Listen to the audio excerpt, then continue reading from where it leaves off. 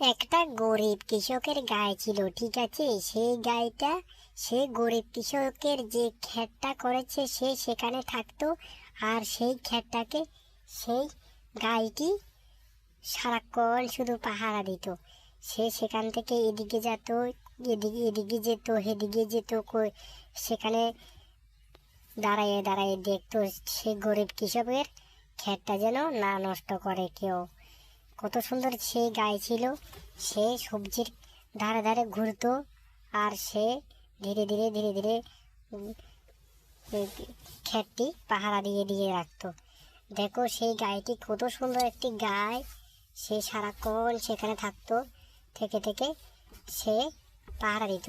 আর সেই গরুটিকে মালিক বেঁধে দিয়ে সেখান থেকে বাড়ি চলে যেত।